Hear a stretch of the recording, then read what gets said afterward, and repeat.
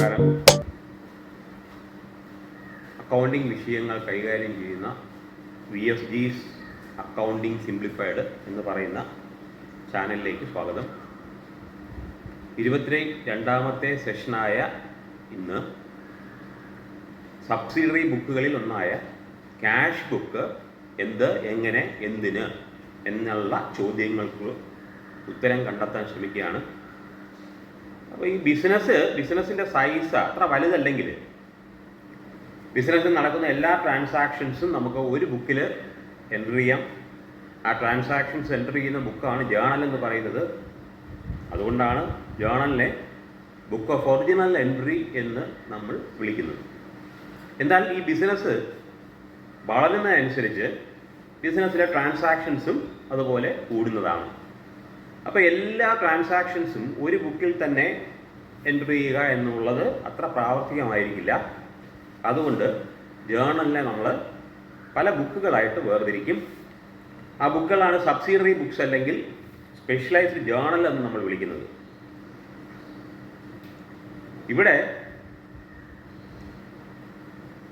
എല്ലാ cash transaction മാത്രം enter ചെയ്യാൻ പറ്റിയ ഒരു സബ്സിഡറി ബുക്കാണ് ഈ ക്യാഷ് ബുക്ക്.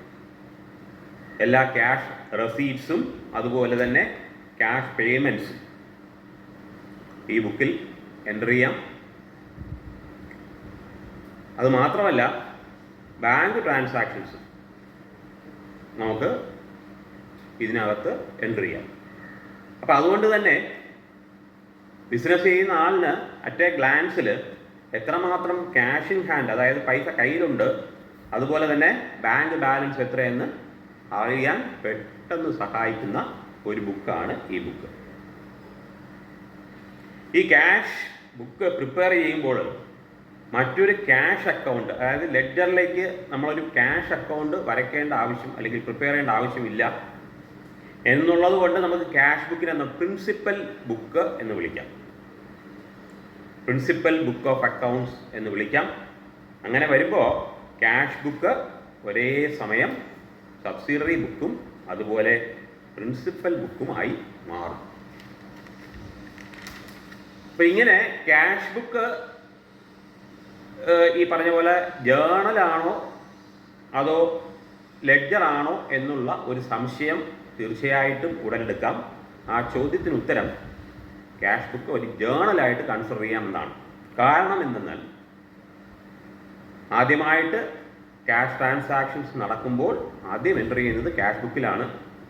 അതുമാത്രമല്ല ജേണലിൻ്റെ പ്രത്യേകതയെക്കുറിച്ച് നമ്മൾ പറയുമ്പോഴെല്ലാം ജേണൽ എന്ന് പറയുന്ന ഒരു ക്രോണോളജിക്കൽ ഓർഡറിൽ എഴുതുന്ന ഒരു ബുക്കാണ് എന്ന് പറയാറുണ്ട്. അതായത് ട്രാൻസാക്ഷൻസ് നടക്കുന്നതനുസരിച്ച് ഡേറ്റ് വൈസ് എഴുതുന്ന ആണ് ജേണൽ എന്ന് പറയുന്നത്. അതുപോലെ തന്നെയാണ് ക്യാഷ് ട്രാൻസാക്ഷൻസ് ഉണ്ടാകുന്നത് പോലെ അതുപോലെ എഴുതുന്ന ബുക്കാണ് ക്യാഷ് ബുക്ക്. അതുകൊണ്ട് ക്യാഷ് ബുക്ക് തീർച്ചയായിട്ടും ജേണലുമായിട്ടാണ് താരതമ്യം ചെയ്യാൻ പറ്റുക. എന്നാൽ അതേസമയം ലെഡ്ജർ അക്കൗണ്ട് ലെഡ്ജറിൽ ഒരു ക്യാഷ് അക്കൗണ്ട് വരയ്ക്കുന്നില്ല എന്നുള്ളത് കൊണ്ട് ഇത് ലെഡ്ജറിൻ്റെ ഒരു ഉപയോഗവും നൽകുന്നുണ്ട്. അതുകൊണ്ട് ഈ ക്യാഷ് ബുക്കിന് അറിയപ്പെടുന്നത് ജേണലൈസ്ഡ് ലെഡ്ജർ എന്നാണ്.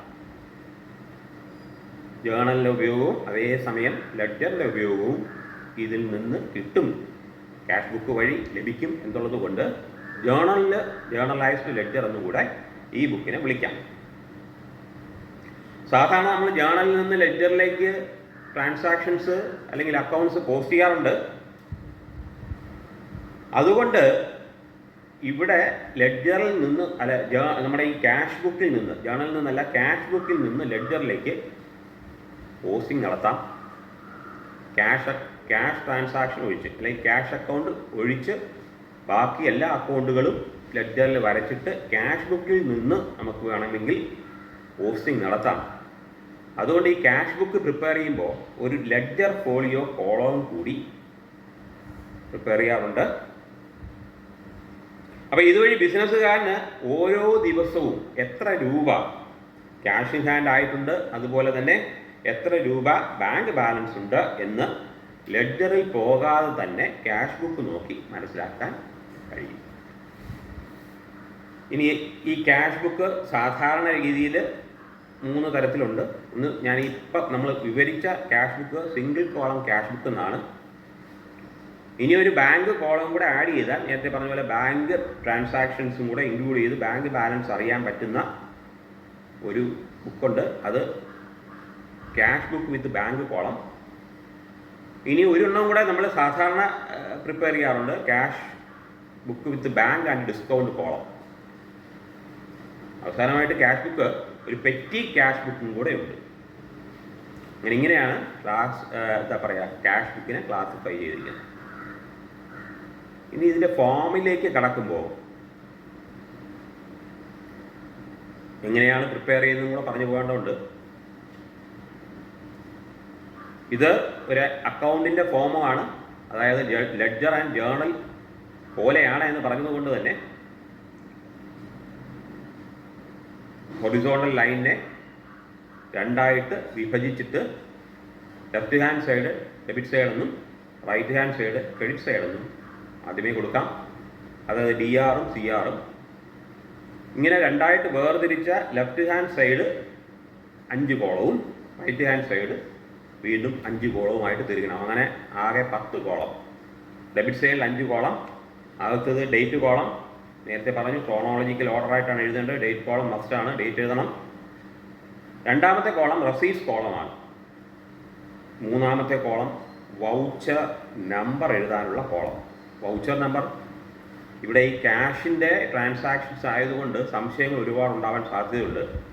ഈ സംശയങ്ങളോ അല്ലെങ്കിൽ ഏതെങ്കിലും തരത്തിലുള്ള വ്യത്യാസം വരാതിരിക്കാനോ നമുക്ക് വൗച്ചർ പ്രിപ്പയർ ചെയ്തുകൊണ്ട് ക്യാഷ് ട്രാൻസാക്ഷൻസ് നടത്താം. എപ്പോഴും വൗച്ചർ നമുക്കറിയാം ഒരു എവിഡൻസ് ആണ്, ട്രാൻസാക്ഷൻസ് നടന്നു എന്നുള്ളതിനുള്ള എവിഡൻസ് ആണ് വൗച്ചർ. അപ്പോൾ ആ വൗച്ചർ നമ്പർ റെസീറ്റിൽ ക്യാഷ് റെസീറ്റ് ചെയ്യുമ്പോൾ എഴുതിയ വൗച്ചർ നമ്പർ ആണ് ഈ വൗച്ചർ നമ്പർ കോളത്തിലുള്ളത്. അങ്ങനെ 3ാമത്തെ കോളം വൗച്ചർ നമ്പർ. 4ാമത്തെ കോളം ലെഡ്ജർ ഫോളിയോ കോളം, അതായത് ലെഡ്ജറിലെ ഈ പർട്ടിക്കുലർ അക്കൗണ്ട് ഉള്ള പേജ് നമ്പർ, അതാണ് ലെഡ്ജർ ഫോളിയോ. അവസാനം 5ാമത്തെ കോളം എമൗണ്ട് കോളം. ഇതേപോലെ തന്നെ വലതുവശത്തേക്ക് പോയാൽ ഡേറ്റ് കോളം വേണം. അവിടെ റെസീറ്റ് കോളത്തിന് പകരം പേയ്മെൻറ്റ് കോളമാണ്. അപ്പോൾ പേയ്മെൻറ്റ് ആയാൽ ക്രെഡിറ്റ് ചെയ്യണം, റെസീറ്റ് ആയാൽ ഡെബിറ്റ് ചെയ്യണം എന്നാണ് ഇതിൽ നിന്ന് മനസ്സിലാക്കാവുന്നത്. വീണ്ടും പേയ്മെൻറ്റ് കോളം, അപ്പോൾ ഡേറ്റ് കോളം, പേയ്മെൻറ്റ് കോളം. 3ാമത്തെ കോളം വൗച്ചർ നമ്പർ തന്നെയാണ്. 4 ledger folio column, 5 amount column. ഇങ്ങനെ 2ആയിട്ട് മെയിനായിട്ട് ഡിവൈഡ് ചെയ്യണം. ഓരോ വലതുവശത്തെയും ഇടതുവശത്തെയും വശങ്ങളിൽ 5 കോളം വീതം. ഇങ്ങനെ റെസീപ്റ്റ്സ് എല്ലാം ഡെബിറ്റ് ചെയ്യും, പേയ്മെൻറ്റ്സ് എല്ലാം ക്രെഡിറ്റ് ചെയ്യും. Receipts of cash and payments of cash ആണ് ക്യാഷ് ബുക്കിൽ എൻട്രി ചെയ്യുക. ഇനി ഈ ക്യാഷ് ബുക്കിൽ എന്തെല്ലാം കാര്യങ്ങൾ ശ്രദ്ധിക്കണം എന്നൊന്ന് പറഞ്ഞു പോവാണ്.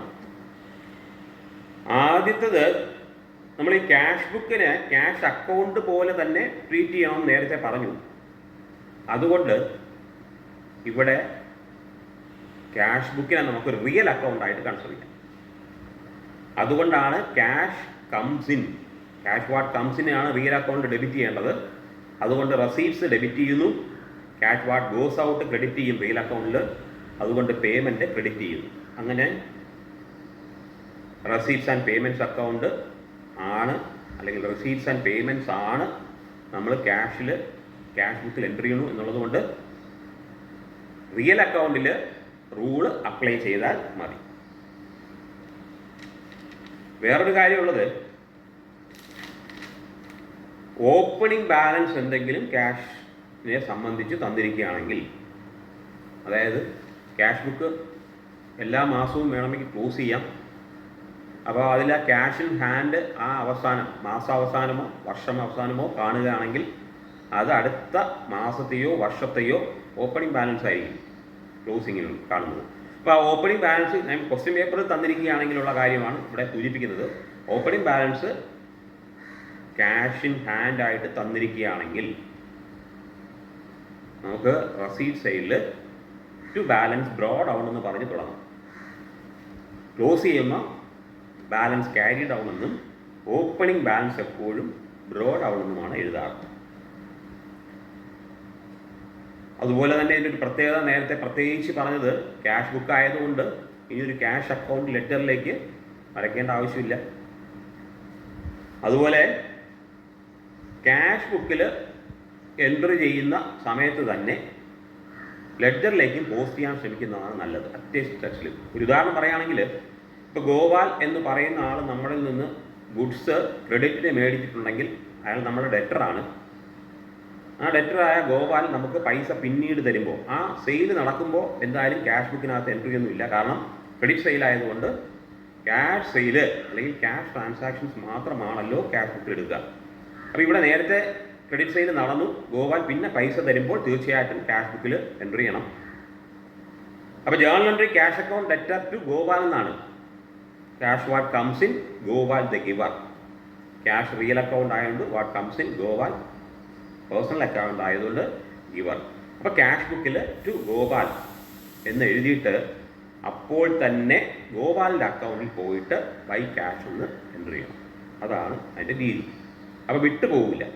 ഒരു ട്രാൻസാക്ഷൻ ക്യാഷ് ബുക്കിൽ എടുത്താൽ അതേ സമയം തന്നെ ലെഡ്ജറിൽ പോയിട്ട് അതിൻ്റെ കറസ്പോണ്ടിങ് ആയിട്ടുള്ള അക്കൗണ്ടിൽ പോസ്റ്റ് ചെയ്യുന്നതാണ് നല്ലത്.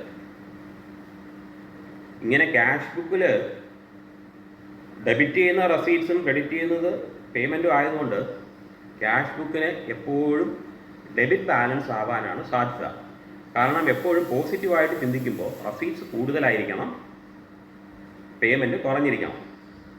അങ്ങനെ വരുമ്പോൾ പേയ്മെൻറ്റ് സൈഡിലായിരിക്കും ബാലൻസ് ക്യാരി ഡൗൺ എന്ന് എഴുതാറ്. ശ്രദ്ധിച്ചാൽ മതി. പേയ്മെൻറ്റ് അല്ല, റെസീറ്റ് സൈഡ് കൂടുതലും പേയ്മെൻറ്റ് സൈഡ് കുറവാകുമ്പോൾ പേയ്മെൻറ്റ് സൈഡിലാണ് ബാലൻസ് വരുന്നത്. ഈ ബാലൻസ് ക്യാരി ഡൗൺ എഴുതുന്നതാണ് അടുത്ത മാസം അല്ലെങ്കിൽ അടുത്ത വർഷം ടു ബാലൻസ് ഡ്രോ ഡൗൺ എന്ന് എഴുതുന്നത്. ടു ബാലൻസ് ഡ്രോ ഡൗൺ എന്ന് പറയുമ്പോൾ റെസീറ്റ് സൈഡിലായിരിക്കും ഓപ്പണിംഗ് ബാലൻസ് വരുന്നത്. ക്ലോസിംഗ് ബാലൻസ് പേയ്മെൻറ്റ് സൈഡിലും വരും. പേയ്മെൻറ്റ് സൈഡിൽ വരുന്ന ക്ലോസിംഗ് ബാലൻസ് അടുത്ത മാസം അല്ലെങ്കിൽ അടുത്ത വർഷം റെസീറ്റ് സൈഡിൽ ടു ബാലൻസ് ഡ്രോ ഡൗൺ എന്ന് എഴുതി ഓപ്പണിംഗ് ആയിട്ട് പിന്നെ കണ്ടിന്യൂ ചെയ്ത് ട്രാൻസാക്ഷൻസ് പോകും. അപ്പോൾ ഇങ്ങനെയാണ് ക്യാഷ് ബുക്കിൻ്റെ ഒരു ചെറിയ വിശദീകരണം. ഇനി ഈ ട്രാൻസാക്ഷൻസ്, പല ട്രാൻസാക്ഷൻസ് എങ്ങനെയാണ് എൻട്രി ചെയ്യുക എന്നും കൂടെ ഒന്ന് പറഞ്ഞു പോകാം. നമ്മൾ സാധാരണ ബിസിനസ്സിനകത്ത് ആദ്യമേ ഉണ്ടാകുന്ന ഒരു ട്രാൻസാക്ഷൻ ക്യാപിറ്റൽ ഇൻട്രൊഡക്ഷൻ ആണ്. ബിസിനസ്സുകാരൻ കൊണ്ടുവരുന്ന എമൗണ്ട് ആണ് ക്യാപിറ്റൽ. ആ ക്യാപിറ്റലിന് ഒരു ജേർണൽ എൻട്രി ഉണ്ട്. അത് cash account letter to capital account എന്നാണ്. അപ്പോൾ ഇവിടെ ക്യാഷ് ബുക്ക് ആയതുകൊണ്ട് അക്കൗണ്ടിൽ പോസ്റ്റിംഗ് നമ്മുടെ ലെഡ്ജറിലേക്ക് ക്യാഷ് അക്കൗണ്ട് വരയ്ക്കുന്നില്ല. ക്യാഷ് അക്കൗണ്ടിൽ എങ്ങനെ എഴുതും എന്ന് ചോദിച്ചാൽ ടു ക്യാപിറ്റൽ എന്ന് എഴുതുമല്ലോ, ടു ക്യാപിറ്റൽ അക്കൗണ്ട്. അപ്പോൾ റെസീറ്റ് സൈഡിലാണ് ബിസിനസ്സിലേക്ക് റെസീറ്റായിട്ട് അല്ലെങ്കിൽ ക്യാപിറ്റലിൻ്റെ രൂപത്തിൽ പൈസ വന്നു എന്നുള്ളത് റെസീറ്റ് സൈഡിൽ ടു ക്യാപിറ്റൽ എന്ന് എഴുതുമ്പോൾ ഉണ്ടാകും. രണ്ടാമത്തെ ക്യാഷ് കൊടുത്ത് ഗുഡ്സ് മേടിക്കുകയാണെങ്കിൽ പർച്ചേസ് ഗുഡ്സ്. ഞാൻ നേരത്തെ പറഞ്ഞ പോലെ ക്രെഡിറ്റ് ട്രാൻസാക്ഷൻ ഒന്നും വരില്ല. അപ്പോൾ ഗുഡ്സ് പർച്ചേസ്ഡ് ഫോർ ക്യാഷ് ആണെങ്കിൽ journal entry purchases account letter to cash എന്നാണ്. അപ്പോൾ ക്യാഷ് ബുക്കിൽ ബൈ പർച്ചേസസ്, പർച്ചേസസ് അക്കൗണ്ടിൽ ടു ക്യാഷ്. ക്യാഷ് അക്കൗണ്ട് ആവശ്യമില്ല, ക്യാഷ് ബുക്കിൽ തന്നെ ബൈ പർച്ചേസസ്. നോക്കൂ, പർച്ചേസ് ചെയ്തപ്പോൾ പേയ്മെൻറ്റ് പൈസ കൊടുക്കുകയാണ് ചെയ്തത്. സോ പേയ്മെൻറ്റ് സൈഡിലാണ് വന്നത്. മൂന്നാമത് ഞാൻ നേരത്തെ പറഞ്ഞ ഒരു ട്രാൻസാക്ഷൻ തന്നെയാണ് payment made to creditor. Gopal എന്ന് പറയുന്ന ക്രെഡിറ്റർക്ക്, അത് നേരത്തെ ഞാൻ പറഞ്ഞ ഡെറ്റർ ആയിരുന്നു, ഇപ്പോൾ ക്രെഡിറ്ററാണ് എന്ന് പറഞ്ഞാൽ ക്യാഷിന് വാങ്ങുന്നതിന് പകരം ക്രെഡിറ്റ് നമ്മൾ പർച്ചേസ് ചെയ്തിരുന്നാൽ ഗോപാലിൻ്റെ നിന്നാണ് മേടിച്ചതെങ്കിൽ ഗോപാൽ പിന്നീട് ക്രെഡിറ്ററാണ് എന്ന് പറഞ്ഞാൽ പൈസ കൊടുക്കാനുള്ള ആൾ നമ്മൾ. അപ്പോൾ കൊടുക്കാനുള്ള ഗോപാലിന് നമ്മൾ എത്രയെങ്കിലും പൈസ കൊടുത്താൽ, നേരത്തെ പർച്ചേസിൻ്റെ കാര്യം അല്ല സെയിൽസിൻ്റെ കാര്യം പറഞ്ഞതുപോലെ പർച്ചേസിലും ക്രെഡിറ്റ് ട്രാൻസാക്ഷൻ ആണെങ്കിൽ ക്യാഷ് ബുക്കിൽ ഒരു ബന്ധമില്ല. ക്രെഡിറ്റ് പർച്ചേസ് ആണെങ്കിൽ ക്യാഷ് പർച്ചേസിൽ മാത്രമാണ് പർച്ചേസ് എഴുതാം. ഇനി ക്രെഡിറ്റ് പർച്ചേസ് ആണെങ്കിൽ പിന്നീട് പേയ്മെൻറ്റ് കൊടുക്കുമ്പോൾ, ക്രെഡിറ്റർക്ക് കൊടുക്കുമ്പോൾ അപ്പോൾ ക്യാഷ് ബുക്കിൽ എൻട്രി വരും. അത് ജേർണൽ എൻട്രി ആർക്കാണോ കൊടുക്കേണ്ടത് ക്രെഡിറ്റർ, അപ്പോൾ അയാൾ റിസീവർ ആവും. ഇവിടെ ഗോപാൽ എന്നാണ് ഞാൻ പറഞ്ഞത്, Gopal debtor to cash account എന്നാണ് ജേർണൽ എൻട്രി. അപ്പോൾ പേയ്മെൻ്റ് ആയതുകൊണ്ട് ക്യാഷ് ബുക്കിൽ ബൈ ഗോപാൽ എന്ന് എഴുതും. ഗോപാലിൻ്റെ അക്കൗണ്ടിൽ പോയിട്ട് അപ്പോൾ തന്നെ പോസ്റ്റ് ചെയ്യേണ്ടത് ടു ക്യാഷ് എന്നാണ്. അങ്ങനെ 3 ട്രാൻസാക്ഷൻസ് ആണ്. ഇനി 4ാമത്തത് ക്യാഷ് സെയിൽ നടന്നാൽ. ക്യാഷ് സെയിൽ നടന്നാൽ എന്തായാലും ക്യാഷ് ബുക്കിൽ ബാധിക്കും. അപ്പോൾ പർച്ചേസിൻ്റെ ഓപ്പോസിറ്റ് ആയിരിക്കും. ക്യാഷ് സെയിൽ നടക്കുമ്പോൾ ക്യാഷ് വാട്ട് കംസ് ഇൻ, അതുകൊണ്ട് cash account debtor to sales എന്നാണ് നമ്മൾ എഴുതുക, ടു സെയിൽസ് അക്കൗണ്ട് എന്നാണ്. അപ്പോൾ ക്യാഷ് ബുക്കിൽ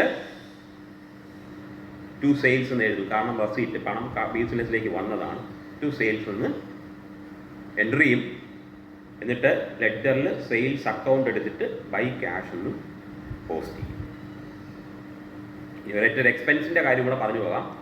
എക്സ്പെൻസ് എന്തായാലും ക്യാഷ് ആയിട്ടാണ് കൊടുക്കാറ്. ഇപ്പോൾ റെൻറ്റ് കൊടുത്തു എന്ന് പറഞ്ഞാൽ rent account debtor to cash എന്നാണല്ലോ ജേർണൽ എൻട്രി. നോമിനൽ അക്കൗണ്ടിൽ എക്സ്പെൻസ് അല്ലെങ്കിൽ ലോസിന് ഡെബിറ്റ് ചെയ്യും. അങ്ങനെ rent account debtor to cash എന്നുള്ളത് പേയ്മെൻ്റ് ആണ്. അപ്പോൾ ക്യാഷ് ബുക്കിൽ ബൈ റെൻ്റ് എന്ന് എൻ്റർ ചെയ്യും. എന്നിട്ട് നേരെ റെൻ്റ് അക്കൗണ്ടിൽ പോയിട്ട് ടു ക്യാഷ് എന്ന് പോസ്റ്റ് ചെയ്യും. ഇങ്ങനെ ട്രാൻസാക്ഷൻസ് നോക്കിയിട്ട് ക്യാഷ് ട്രാൻസാക്ഷൻസ് മാത്രം എൻ്റർ ചെയ്യാനായിട്ടുള്ള ഒരു ബുക്കാണ് ക്യാഷ് ബുക്ക്. അപ്പോൾ ക്യാഷ് ബുക്കിനെ എന്ത്, എങ്ങനെ, എപ്പോൾ, എങ്ങനെ എവിടെ അതിൻ്റെ ഉപയോഗം അല്ലെങ്കിൽ ആവശ്യകത ഇത് പറയാനാണ് ഈ വീഡിയോ ഉപയോഗിച്ചത്. അടുത്ത വീഡിയോ ബാലൻസ് ഷീറ്റുമായിട്ട് അടുത്ത ആഴ്ച വരുന്നതായിരിക്കും. സബ്സ്ക്രൈബ് ചെയ്തവർക്കുള്ള നന്ദി ഒരിക്കൽ കൂടെ അറിയിച്ചുകൊണ്ട് ഇന്നത്തെ വീഡിയോ അവസാനിപ്പിക്കുകയാണ്. Thank you.